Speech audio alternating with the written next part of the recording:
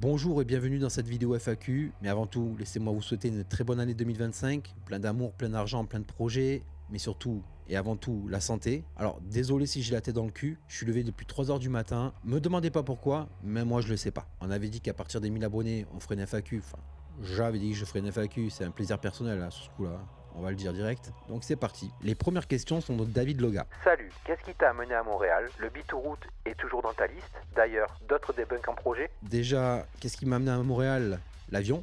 Blague à part, déjà on va remonter dans le passé, dans ma jeunesse, où j'étais beaucoup bercé par l'Amérique, dans les séries, la musique, même ma façon de me vêtir était américaine. Donc déjà j'avais un grand rêve d'Amérique depuis petit. Puis j'ai fait du hockey pendant 10 ans en France, le hockey donc le sport national du Canada, et forcément ça m'a donné encore plus envie de venir. Les années passent, je me marie, avec ma femme on part vivre à Paris, et à un moment elle me dit écoute j'ai une possibilité de travailler au Canada, est-ce que ça t'intéresse? Ni une ni deux, j'ai dit go, et donc nous voilà à Montréal. Le Bitoroute est toujours dans ta liste. Oui, il y est toujours. Et d'ailleurs, il est en écriture en ce moment même. Donc, une des prochaines vidéos sera le Bitoroute. D'autres debunks en projet. Oui, je pense qu'il y en aura d'autres. Après, vu que je travaille au flux tendu, je fais tout le temps mes recherches, genre le lundi, je fais mes recherches de sujets. Le mardi, le mercredi, j'écris. Le jeudi, je tourne. Le vendredi, samedi, je monte. Des fois, ça peut durer plus longtemps. C'est pour ça que je sors les vidéos le mercredi. Donc oui, si je trouve l'histoire intéressante, je ferai le debunk de certains sujets. Maintenant, si vous avez des sujets à me proposer de debunk, n'hésitez pas. Les commentaires sont là pour vous. Les prochaines questions sont de Soniam.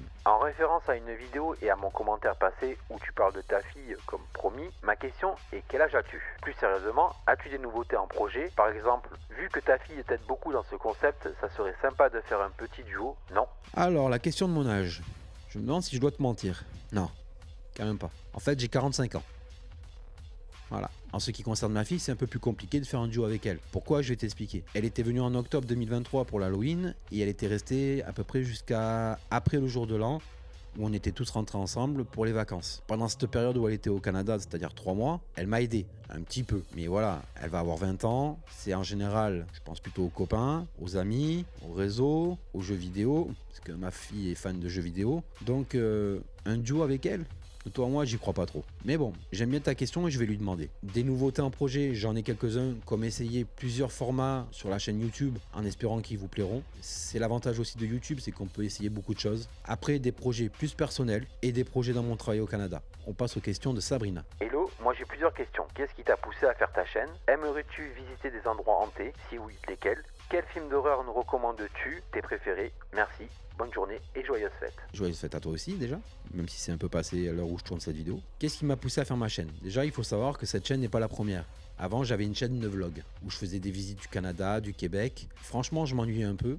Même si j'ai aimé faire ça quand même, malgré tout, mais je m'ennuyais. Il n'est pas improbable qu'un jour je le refasse, on sait jamais. Je me retrouvais pas dans cette chaîne en tout cas. Pourquoi j'ai créé cette chaîne? C'est parce que j'aime raconter des histoires, même si je les raconte pas bien, même si j'écris pas bien, même si je filme pas bien, je sais pas, mais j'aime raconter des histoires et surtout d'horreur parce que j'aime l'horreur.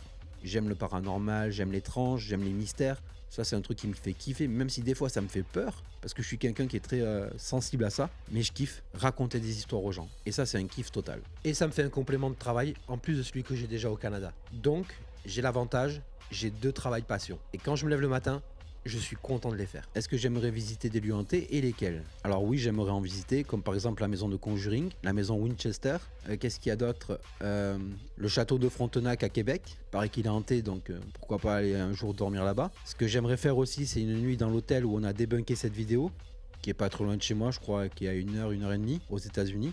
Donc pourquoi pas la faire, juste pour voir, même si on sait que c'est du fake, c'est juste pour le fun, et plein d'autres endroits. Les films d'horreur que je vous recommande, je dirais pour moi, Conjuring, il me met toujours autant les poils, L'Exorciste, classique, tous les The Ring mais en version japonaise, parce que c'est vachement plus psychologique que horreur, c'est-à-dire que tu penses encore même une semaine après, donc les Darkwater, tout ça, mais tout en version japonaise. Haute Tension, un film français que j'ai beaucoup aimé, c'est gore et psychologique en même temps, j'adore. De toute façon, j'adore tout ce qui est film horreur psychologique. C'est un truc que je kiffe, déjà parce que ça te reste dans la tête longtemps. Bref, tu te dis c'est possible, sauf les The Ring et Darkwater bien sûr. Quoique, Lisa Lam, apparemment, ça serait un peu ça quoi. Donc voilà ce que je peux vous proposer comme film que j'adore et qui me met toujours les poils. Après, si vous voulez aller plus loin, moi il y a un film qui m'a vraiment trauma, c'est Martyr. Mais quand je vous dis il m'a vraiment trauma, pendant 15 jours j'ai pas dormi. Je vous laisse aller voir si vous voulez le voir, mais à vos risques et périls.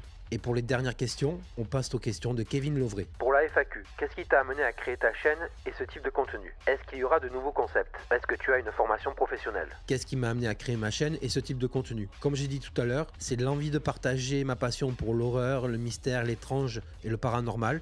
En même temps, parfois, je vous raconte des histoires qui sont vraies, donc c'est encore mieux. Parce que justement, on s'imprègne vraiment de l'histoire. Ah, j'aime ça, quoi, en fait. Est-ce qu'il y aura de nouveaux concepts? J'ai déjà répondu un peu tout à l'heure, mais oui, j'envisage de nouveaux concepts. C'était prévu que je fasse de l'urbex et des investigations paranormales, mais je trouve que la chaîne et moi-même, on n'est pas encore assez mature pour aller vers là. J'ai fait une fois une investigation paranormale dans les rues de Montréal. La vidéo n'a pas très bien été accueillie, donc je me dis, est-ce qu'il ne faut pas que j'attende encore un peu avant de le faire? Que la chaîne devienne justement plus mature, que j'arrive à être plus à l'aise face caméra sans script? Donc à voir.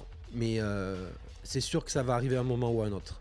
Est-ce que j'ai une formation professionnelle? Alors oui, j'ai été DJ pendant 20 ans dans les clubs. Après, j'ai un peu changé. À 35 ans, j'ai repassé un bac professionnel qui m'a permis de rentrer dans les théâtres en tant que texon. Et là, au Canada, je suis boom opérateur pour le cinéma. Donc toute ma partie professionnelle tourne autour du son. Même si on est d'accord que des fois, mon son n'est pas terrible, mais on connaît tous le dicton, c'est le cordonnier le plus mal chaussé.